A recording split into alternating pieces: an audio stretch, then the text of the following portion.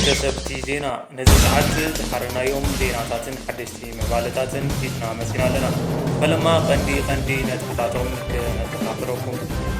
ኤርትራ ምስ ሕቡራት ሃገራት ኣብ ጉዳይ ምንፅብራቕ ምስሊ ኤርትራ ዘትያ። ኣብ ትግራይ ካብ መቐለ ዝጀመረ ተቃውሞ ሰልፊ TDF ኣብ ካልኦት ከባቢታት ብሰፊሑ እናተጓሃረ ይኸዳ ኣሎ። ጀነራል ታደሰ ወረደ ነቶም ሰልፈኛታት መፅባዕታት ኣትየሎም ኣሎ። ነዚኦምን ካልኦትን ክነስምዐኩም ኢና። ቻናልና ሳብስክራይብ ምግባር ቤተሰብ ምዃንኩም ኣረጋግፁ። ሕጂ ናብ ዝርዝራቶም ክነሕልፈኩም። ኣብ ትግራይ ካብ መቐለ ዝጀመረ ሰልፊ ኣባላት ፀጥታ ኣብ ካልኦት ከባቢታት ይቕፅል ኣሎ። ጠለብ ናይቶም ሰልፈኛታትን ዝተዋሃቦም መልስን ክነስምዐኩም። ትማሊ ሶኒ 3 ጥቅምቲ 2018 ዓ.ም ብግእዝ ኣቆፃፅራ ኣብ ክልል ትግራይ ከተማ መቐለን ከባቢኣን ዝርከቡ ኣባላት ኣርሚ 22 ብዝብል ዝፍለጡ ኣሃዱ ሓይልታት ፀጥታ ሰላማዊ ሰልፊ ኣካይዶም። እቲ ካብ ከተማ መቐለ ዝነበረ ሰልፊ ምስ ላዕለዎት ኣመራርሓ እታ ክልል ድሕሪ ዝተኻየደ ዘተ ደው ክብል እንከሎ ሎሚ ኣብ ዝተፈላለዩ ከባቢታት ትግራይ ግን ከም ዝቐፀለ ተገሊጹ ኣሎ። ኣብ ዞባ ማእከል ነበለት ናብ ሓውዜንን ዓድዋን ዝወስዱ መንገድታት ተዓፅዮም ኣለዉ።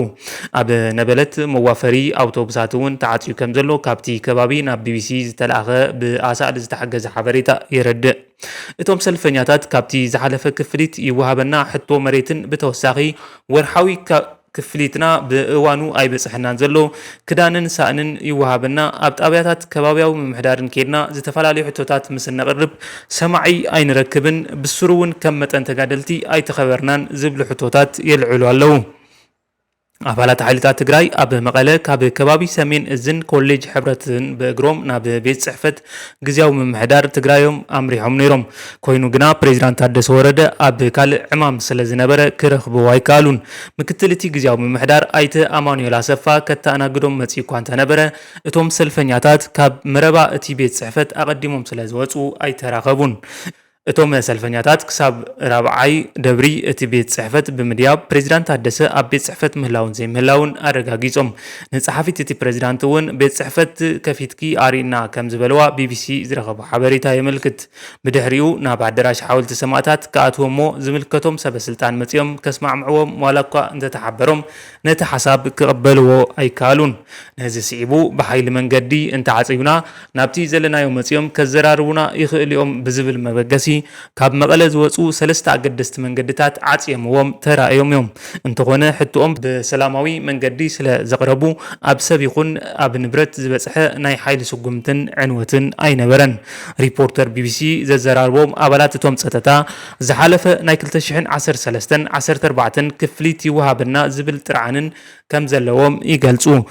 ካብዚ ብዝሰገረ መንበሪ ቤት እናሃንፀሉ መሬት ክዕደለና ይግባእ ዝብሉን ካልኦት ተዘማዲ ሕቶታትን እዮም ሒዞም ተላዒሎም። እቶም ሕቶታት ኣብ መላእ ትግራይ ናይ ዝርከቡ ኣባላት ፀጥታ ሕቶታት ከም ዝኾኑ እውን ይዛረቡ። ሓይልታት ትግራይ ካብ ዝተፈላለዩ ከባቢታት እቲ ክልል ዝተውፃፀ ክፋል ሕብረተሰብ ዝሓዘ እዩ። ብሰንኪ እቲ ን2 ዓመታት ኣብቲ ክልል ዝተኻየደ ኩናት ሚልዮናት ካብ ቤት ንብረቶም ከም ዝተመዛበሉ ልዕሊ 60,000 ነበርቲ ምዕራብ ትግራይ ናብ ሱዳን ከም ዝተሰደዱን ይፍለጥ። ሕብረት ኣፍሪካ በዝሒ ናይቶም ብጎንፂ ብሰንኪ እቲ ግጭት ዝሰዓቦ ሰብኣዊ ቅልውላውን ዝሞቱ ሰባት ኣስታት ፍርቂ ሚልዮን ከም ዝበፅሕ ይሕብር።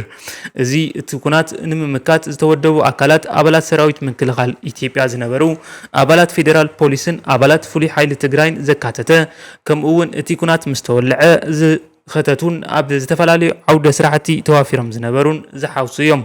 እቶም ነበራት 3 ሓይልታት ካብ ብቐደሙ ስሩዕ መሃያ ስለ ዝነበሮም ዝሓለፈ ውዝፍ መሃያ ልክዕ ከምቲ ካሊእ ሰራሕተኛ መንግስቲ ዋላ እውን እናተቆራረፀ ክወሃቦም ከሎ እቶም ሕቶ ዘልዕሉ ዘለው ድሒሮም ናብቲ ሰራዊት ከቲቶም ዝተፀንበሩ ኣባላት እቲ ሓይሊ ፀጥታ እዮም።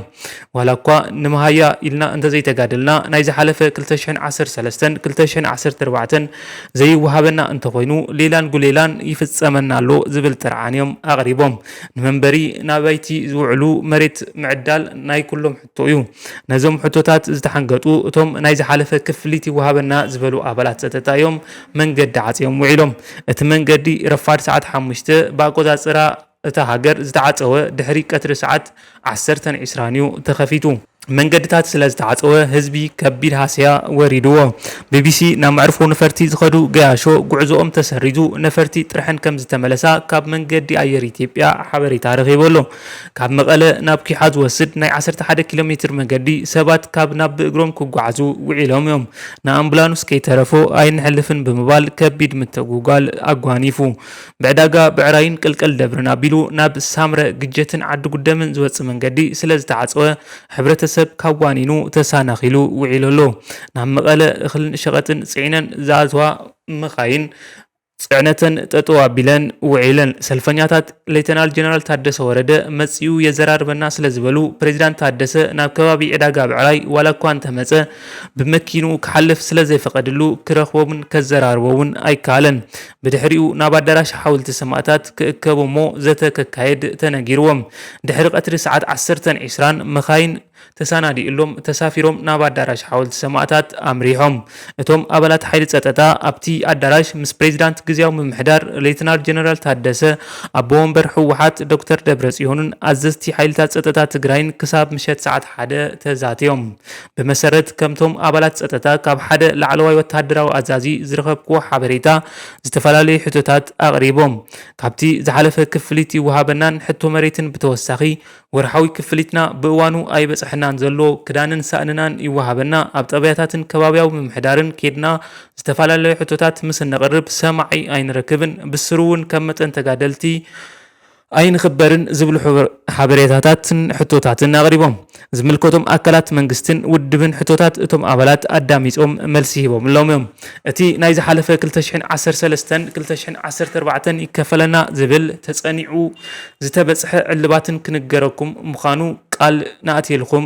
ኢሎሞም ምክንያቱ ኣብ ሓሳብን መደብን ዘይነበረ ምስ ምዃኑ ብኸመይ ይፍጸም ዝብል ብዕምቀት ተራእዩ ዕልባት ክረክብ ተነጊርዎም ንምህነጺ መንበሪ ኣባይቲ ዝውዕል መሬት ይወሃበና ዝብል ዝተጀመረ መስርሕ ኮይኑ ኣብ ቀዳማይ ዙርያ ንስድራ ስዋኣት ተዋሂቡ ይወሃብን ምህላው ይፍለጥ ቀጺሉ ንጉዳት ኩናት ክወሃብ ኣብ መደብ ምህላው ክፍለጥ ተኻኢሉ ኣሎ ብድሕሪኡ ድማ ንሓርበኛታት ተጋደልቲ ከም ዝወሃብ ተገሊጹሎም መሬት ተጋደልቲ ንምሃብ ተጸኒዑ ብካቢኔ ግዚያዊ ምምሕዳር ትግራይ ውሳነ ክረክብ ኣብ መንገዲ ከም ዝርከብ ተሓቢሩሎም እዩ ካልኦት ሕቶታት እውን ደረጃ ብደረጃ መልሲ ከም ዝረኸቡ ተነጊርዎም ካብ ቀንዲ ኣዕኑድ ውዕል ፕሪቶርያ ሓደ ምፍታሕ ዕጥቂ ኮይኑ እቶም ኣብ እዋን ኩናት ትግራይ ዝተሳተፉ ዕጡቃትን ሓይልታትን ደገ ካብ ክልል ትግራይ ኣብ ዝወፅሉ ማዕረኡ ሓይልታት ትግራይ ዕጥቂ ክፈትሑ ኣለዎም ዝብል እዩ ሓይልታት ትግራይ ድሕሪ እቲ ንኩናት ትግራይ ደው ዘበለ ስምምዕ ፕሪቶርያ ዕጥቆም ብምፍታሕ ብዲዲአር ክሰናበቱን ናብ ማሕበረሰብ ክሕወሱን